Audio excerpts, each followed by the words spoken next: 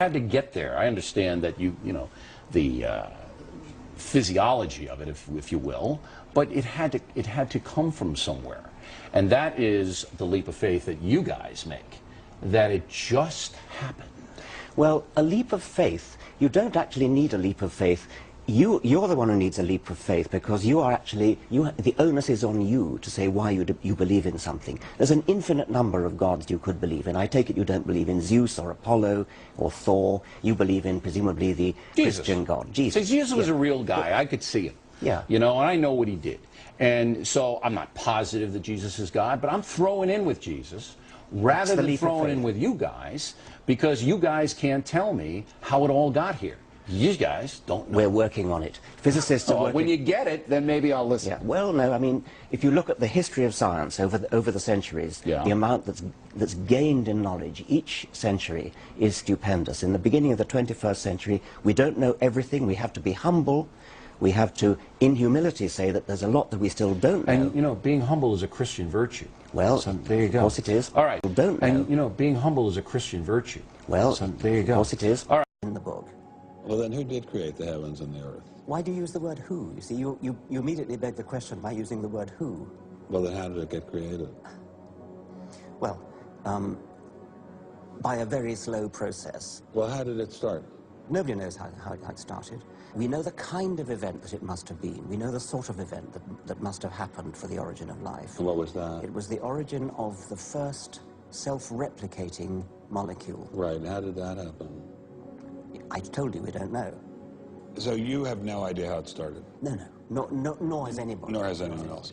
What do you think is the possibility that intelligent design might turn out to be the answer to some issues in genetics or in evolution? It could come about in the following way. It could be that at some earlier time, somewhere in the universe, a civilization evolved by probably some kind of Darwinian means to a very, very high level of technology, and designed a form of life that they seeded onto perhaps this planet. Now, that is a possibility and an intriguing possibility, and I suppose it's possible that you might find evidence for that if you look at the details of biochemistry, molecular biology. You might find a signature of some sort of designer. Wait a second. Richard Dawkins thought intelligent design might be a legitimate pursuit? And that designer could well be a higher intelligence from elsewhere in the universe. Well, but that higher intelligence would itself have had to have come about by some explicable or ultimately explicable process. It couldn't have just jumped into existence spontaneously. That's the point. So Professor Dawkins was not against intelligent design, just certain types of designers, such as God. Something can't come from nothing. Something can come from nothing, and that's what physicists are now telling us. I'd been accustomed to the idea that pushing back from biology into physics, you get back to a zone where we don't understand, and you get back to a zone where there's not nothing, but sort of a primeval simplicity.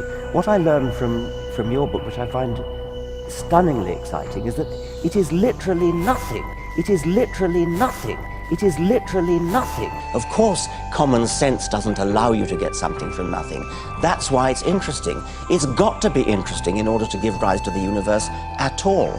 Something pretty mysterious had to give rise to the origin of the universe. Something pretty mysterious had to give rise to the origin of the universe. Something pretty mysterious had to give rise to the origin of the universe. It is literally nothing. It is literally something nothing. Well, you can dispute exactly what's meant by nothing, but whatever it is, it's very, very simple. And why is that funny? Well, I think it's a bit funny to be trying to define nothing.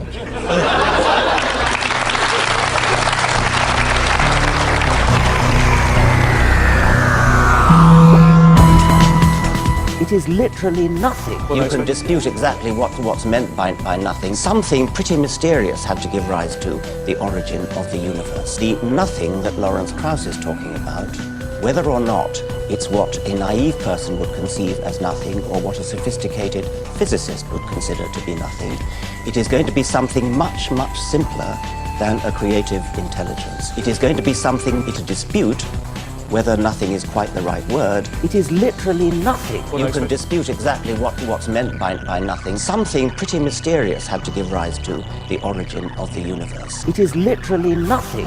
Well, I'm not a philosopher, that'll be obvious. Perhaps you should have invited a philosopher. It is literally nothing. It is going to be something much, much simpler than a creative intelligence. Dawkins seems to be confused about nothingness as well. He seems to be calling it something. That's quite right. When you look at Dawkins' statements, he has been taken in by Krauss's use of the word nothing to describe the early condition of the universe. So he says, and I quote, "The nothing Lawrence Krauss is talking about is going to be something much, much simpler than a creative intelligence." The nothing that Lawrence Krauss is talking about, whether or not it's what a naive person would conceive as nothing or what a sophisticated physicist would consider to be nothing, it is going to be something much, much simpler than a creative intelligence. Now, that's a self-contradiction, to say that the nothing is something. The audience picked up on that because they started laughing when he said that, and he said, "Why is that funny?" Yes, that's right. That comes at the line where he says, You can dispute exactly what's meant by nothing, but whatever it is, it's very, very simple. And why is that funny? Whatever it is very, very simple. Well, I think it's a bit funny to be trying to define nothing. Well, the audience, as you say, laughs. He says, "Why is that funny?" He doesn't see the point. And yet, it's very clear that nothingness is non-being. That's just not anything, and therefore has no properties, no powers. It doesn't have even simplicity. So this is just a gross misuse of equivocal terms to characterize things like the quantum vacuum. Of course, common sense doesn't allow you to get something from nothing. That's why it's interesting. It's got to be interesting in order to give rise to the universe at all.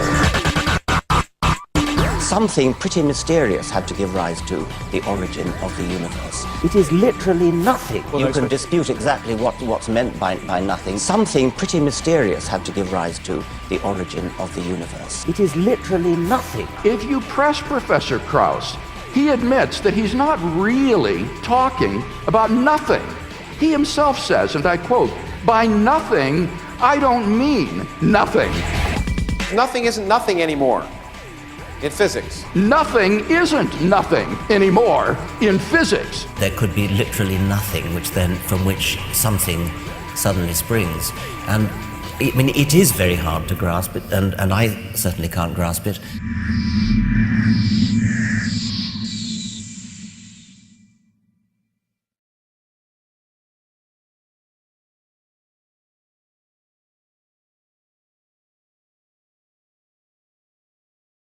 Reading your book, The God Delusion, you say that it's under scholarly dispute among historians that Jesus actually existed.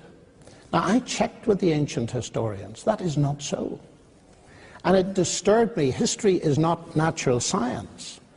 But what I don't understand is this, why you would write something like that. I don't think it's a very important question whether Jesus existed. There are some historians, most historians think he did, some They historians certainly don't. do. I couldn't find an ancient historian that didn't. Well, there are one or two.